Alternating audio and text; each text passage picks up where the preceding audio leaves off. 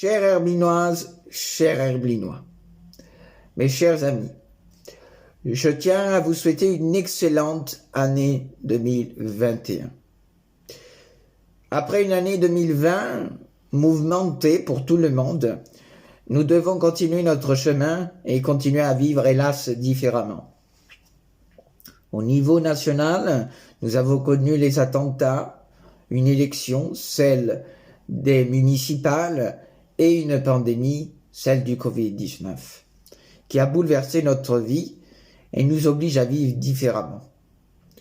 Le gouvernement nous a confinés à 2 reprises, mais en avons-nous fini avec ce coronavirus? Le vaccin ou les vaccins qui nous sont présentés aujourd'hui sont-ils efficaces? Beaucoup de questions restent en suspens. Localement, Saint-Herblain, notre ville, qui nous tient à cœur, a dû s'adapter aux exigences gouvernementales. Avec l'annulation du festival Jour de Fête et du festival des Hivernales. Ces 2 festivals qui nous tiennent à cœur, qui tiennent à cœur aux gens, tout d'abord aux associations qui se mobilisent à fond pour montrer leur engagement sur notre territoire ou ailleurs, dans des pays en grande souffrance. Évidemment, les Herbinoises et les Herbinois ont dû s'occuper autrement pendant ces 2 confinements. Pour beaucoup, c'est un retour à la terre, avec l'entretien ou la remise en état de son jardin pendant le premier confinement. Et pour d'autres, certains étaient au front à travailler.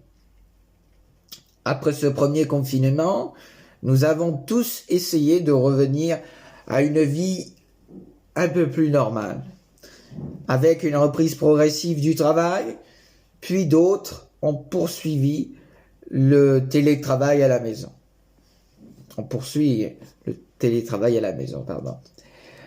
Nous avons tous dû mettre notre vie en suspens après la 2e vague du Covid-19. Nous avons été une nouvelle fois confinés, mais avec une certaine souplesse.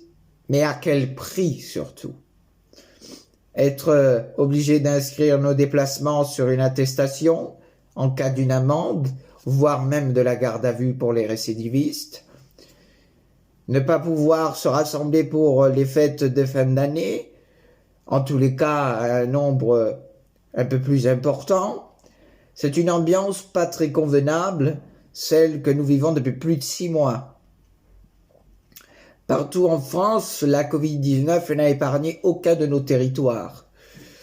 Cette pandémie a mis à jour des mots totalement inconnus, mais aussi des mots qu'on s'est réservés à des temps révolus suite à des situations exceptionnelles. Couvre-feu, confinement, taux d'incidence, taux de possibilité, cluster, masques chirurgicaux, FFP2, sérologique, PCR, ces mots font aujourd'hui partie de notre quotidien, alors qu'ils étaient totalement absents il y a seulement 1 an. Ce virus et les mots qui l'accompagnent ont un impact incroyable, ils changent tout. Ils bouleversent nos vies, créent des contraintes nouvelles et différentes, ils changent notre rapport à l'autre, ils créent des réflexes de protection et de repli. Ce virus amène son lot de discussions byzantines. Quel est le meilleur moyen de le combattre entre les partisans d'une immunité collective, si difficile à obtenir, ceux qui pensent qu'il faut toujours confiner, fermer et surtout ne jamais ouvrir ou réouvrir, ceux qui attendent impatiemment le vaccin, ceux qui les produisent et ceux qui le contestent. Ceux qui pensent qu'il faut tester tout le monde d'un coup et ceux qui pensent qu'il faut savoir anticiper et cibler. Finalement, tous ceux qui attendent la fin de la crise vivent d'incertitude, mais plein d'espérance. Ce panorama des points de vue différents défile tous les jours sur nos écrans.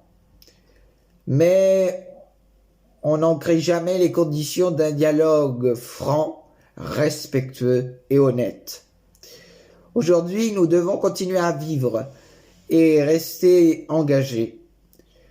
Continuer notre vie, car ce n'est pas un virus qui va nous interdire de vivre et nous mettre des barrières. Nous devons continuer à vivre. Nous ne pouvons pas rester en suspens en permanence pendant des années et des années. Rester engagé, pourquoi? Eh bien parce que chacun a son mot à dire sur notre avenir commun. Saint-Herblain est notre destin commun.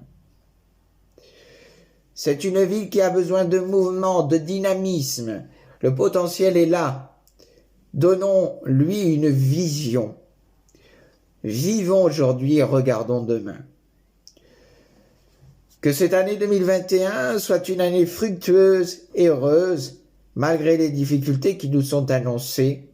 N'oublions pas non plus que nous sommes chacun en grande partie responsables de notre destin. D'abord, il faut croire en soi, profiter de nos atouts qui sont nombreux et poursuivre notre vie comme nous l'entendons. Je souhaite une bonne année et surtout une bonne santé à toutes et à tous. À très bientôt.